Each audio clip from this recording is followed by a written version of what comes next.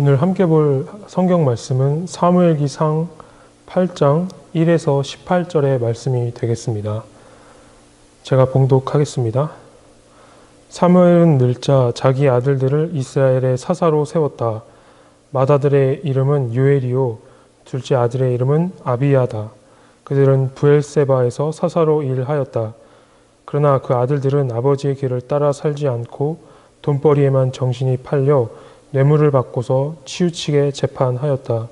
그래서 이스라엘의 모든 장로가 모여서 라마로 사무엘을 찾아갔다. 그들이 사무엘에게 말하였다.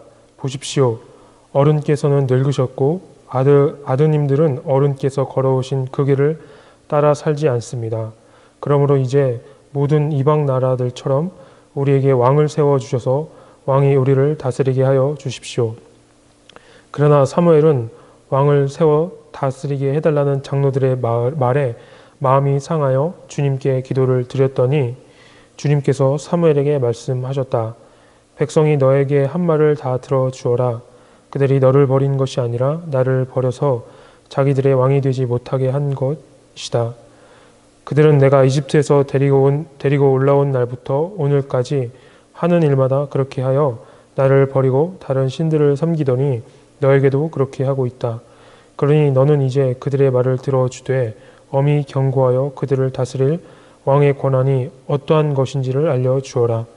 사무엘은 왕을 세워달라고 요구하는 백성들에게 주님께서 하신 모든 말씀을 그대로 전하였다.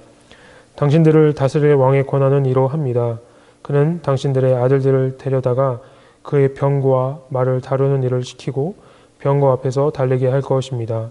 그는 당신들의 아들들을 천부장과 50부장으로 임명하기도 하고 왕의 밭을 갈게 하고 곡식을 거둬들이게 하고 무기와 병거의 장비도 만들게 할 것입니다. 그는 당신들의 딸들을 데려다가 향유도 만들게 하고 요리도 시키고 빵도 굽게 할 것입니다. 그는 당신들의 밭과 포도원과 올리브 밭에서 가장 좋은 것을 가져다가 왕의 신하들에게 줄 것이며 당신들이 둔 곡식과 포도에서도 열의 하나를 거두어 왕의 관리들과 신하들에게 줄 것입니다. 그는 당신들의 남종들과 여종들과 가장 뛰어난 젊은이들과 나귀들을 끌어다가 왕의 일을 시킬 것입니다. 그는 또 당신들의 양떼 가운데서 열의 하나를 거두어 갈 것입니다.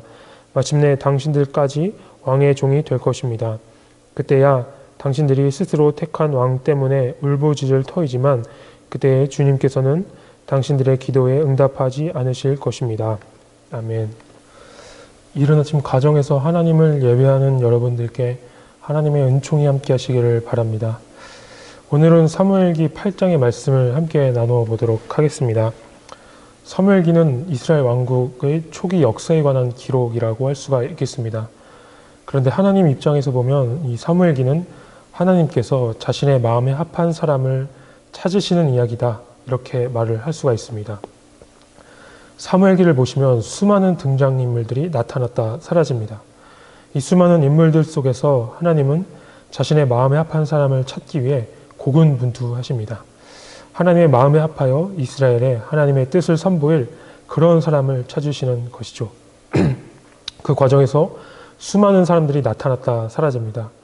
사무엘기의 등장인물들의 행보와 그들에 대한 평가는 그들이 얼마나 하나님의 마음에 합하여 살았는가, 이것에 따라 달라지게 됩니다. 오늘 본문의 이야기는 이스라엘의 지도자로서의 사무엘의 말년에 있었던 일입니다. 이 사무엘은 타락한 엘리 제사장을 대신하여 이스라엘을 평화롭고 안정적으로 다스렸습니다. 그런데 사무엘이 나이를 먹게 되자 문제가 생기게 되었습니다. 사무엘을 대신하여 이스라엘을 다스리던 그의 아들들이 뇌물을 받고 재판을 치우치게 하는 등 부패한 지도자였던 것이죠. 한 나라의 지도자가 부패하면 무슨 일이 벌어지는지 여러분 잘 아실 것입니다. 바로 백성들의 삶이 힘들어지는 것이죠. 공평과 정의로움이 사라지고 부패와 불공정함이 판을 치게 됩니다. 그러면서 소수의 힘 있고 돈 있는 사람들을 위해서만 세상이 돌아가게 되는 것이죠. 그러면 대부분의 보통 사람들의 삶이 매우 힘들어지게 됩니다.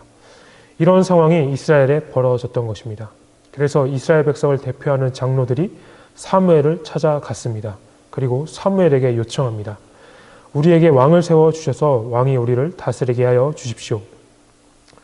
사무엘의 아들들의 횡포에 지친 이스라엘 백성들은 사무엘에게 왕을 세워달라고 요구합니다. 소수 특권 집단에게 백성 전체가 휘둘리지 않도록 강력한 권력에 왕을 세워달라고 요청한 것입니다. 이 장로들의 말을 들은 사무엘은 마음이 매우 심란해졌습니다. 그리고 하나님께 기도하였습니다. 그러자 하나님께서 백성들의 요청에 부정적으로 반응을 하십니다. 하나님께서는 왕을 세워달라는 요구가 이스라엘이 하나님 자신을 버리는 것이나 마찬가지다라고 말씀을 하셨습니다. 하나님께서는 굉장히 속상해 하시면서도 결국 이스라엘의 요청을 받아들여 이스라엘에게 왕을 세우라 이렇게 말씀을 하십니다.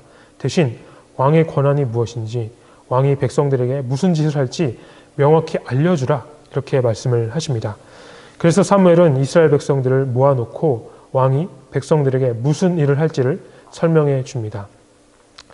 일단 왕이 생긴다는 것은 왕이 부릴 수 있고 왕을 지키는 군대가 생긴다는 것이었습니다. 그래서 왕은 이스라엘의 아들들을 데려다가 군대로 삼고 그들을 전쟁에 동원하고 무기와 군량을 생산하게 만들 것이었습니다. 왕이 전쟁을 수행하기 위해 백성들의 아들들을 강제로 동원하는 것입니다. 또 왕은 이스라엘의 딸들을 시녀로 강제로 차출하여 왕과 신하들을 섬기게 만들 것이었습니다. 그리고 왕은 백성들의 곡식과 포도주의 세금을 매겨 거두어 갈 것이었습니다. 왕궁의 운영을 위해 백성들의 재산을 징벌해 가고 또 백성의 일부는 왕의 종이 될 것이었습니다. 결국 왕이 백성을 지켜준다는 것이 아니라 왕이 백성을 착취할 것이란 이야기인 것입니다. 사무엘은 이스라엘 백성에게 왕이 그대들에게 이런 일을 할 것이라고 말을 합니다. 그리고 왕의 이러한 횡포에 이스라엘 백성이 괴로워 울부짖어도 하나님께서는 그 울부짖음에 응답하지 않으실 것이다. 이렇게 말을 합니다. 부패한 사무엘의 아들들을 대신하여 왕을 세워달라는 이스라엘 백성들의 요구는 일면 타당해 보입니다. 이 사사제도라는 시스템이 점차 이스라엘에 맞지 않게 되고 사사들의 부패와 타락이 만연하였기 때문입니다. 이 사사시대를 거치면서 쌓였던 불만이 사무엘의 아들들에 와서 비로소 터지게 된 것이죠. 그러나 하나님은 이스라엘 백성들의 이런 타당해 보이는 요청에 부정적인 대답을 하십니다. 왕을 세워주긴 하겠지만 그 왕이 이스라엘 백성들의 올무가 될 것이다. 이렇게 말씀하시는 것입니다. 여기서 우리는 사람의 합리적이고 타당해 보이는 판단과 생각이 때론 하나님 앞에서 옳지 못할 때가 있다라는 사실을 발견하게 됩니다. 사람이 옳다고 여기는 것이 하나님께는 옳지 못할 때가 있는 것이죠. 모든 상황과 정황 그리고 계획이 타당하고 합리적이어서 지금 이 선택이 그 어떤 것보다 옳다라고 얘기할 수 있더라도 그것이 때론 하나님 앞에서는 옳지 않을 수 있다라는 사실인 것입니다. 이 참 어렵다라는 말이 절로 나오는 사실이 아닐까 생각이 됩니다. 인간의 최선의 옳음이 하나님께는 옳지 않을 수 있다면 도대체 우리 인간은 어떻게 살고 행동해야 하는 것일까요? 이런 의미에서 참 어렵다라는 생각이 듭니다. 그렇기에 우리는 좀 더 치열하게 고민하며 살아가는 것이 필요하지 않을까 싶습니다. 치열함과 고민, 참으로 부담스러운 말이 아닐 수가 없습니다. 하지만 우리 그리스도인들은 되는 대로 막 사는 사람들이 아닙니다. 삶의 한 걸음 한 걸음을 하나님의 뜻에 맞게 살고자 애쓰고 소망하는 사람이 바로 우리 그리스도인들이라 할 수가 있겠습니다. 그렇기에 우리에겐 치열하게 고민하며 사는 것이 필요한 것이죠. 무엇이 하나님 뜻에 맞을까? 어떤 선택이 하나님께서 기뻐하시는 일일까? 이것을 치열하게 고민하며 살아가는 것입니다. 그 고민의 결과가 때론 비합리적으로 보이고 타당해 보이지 않을 수도 있습니다. 또 때로는 우리에게 손해처럼 보일 때가 있을 것입니다. 그러나 우리의 옳음이 항상 하나님의 옳음이 아니듯이 우리의 틀림이 하나님의 옳음이 될 수도 있는 것이죠. 이 사실을 기억하며 고민하며 사는 것이 우리에게 필요하다. 이렇게 말씀을 드리고 싶습니다. 경건한 고민, 거룩한 고민이라고 이렇게 명칭을 붙여볼 수 있지 않을까요? 이렇게 고민하며 사는 것이 좀 피곤하고 버겁게 들릴 수도 있겠습니다만 우리가 하나님의 뜻에 맞게 살아갈 때 우리에게 찾아오는 은혜와 평안함은 그 어떤 것과도 비교할 수 없을 것입니다. 여러분 모두가 늘 하나님의 뜻을 구하고 찾는 거룩한 고민 가운데 살아가시기를 바랍니다. 거룩한 고민이 우리에게 주는 귀한 열매가 있을 것입니다. 기도하겠습니다. 오늘도 예배를 통해 우리에게 은혜를 베푸시는 하나님, 하나님과 동행하며 살아가는 하루가 될 수 있도록 은혜를 베풀어 주시옵소서. 오늘 하루를 하나님의 말씀을 힘입어 살아갈 수 있도록 도와주시옵소서. 저희가 하나님 앞에서 거룩한 고민을 애쓰며 살아가는 사람이 될 수 있도록 도와주시옵소서. 무엇이 하나님의 뜻인지, 무엇이 하나님께서 기뻐하실 선택인지를 날마다 고민하며 삶의 한 걸음 한 걸음을 내딛는 저희들이 될 수 있도록 도와주시옵소서. 저희들의 고민과 선택이 하나님께서 옳다 하시는 것이 될 수 있도록 저희의 마음을 주관하여 주시옵소서. 이 모든 말씀 예수님의 이름으로 기도드립니다. 아멘.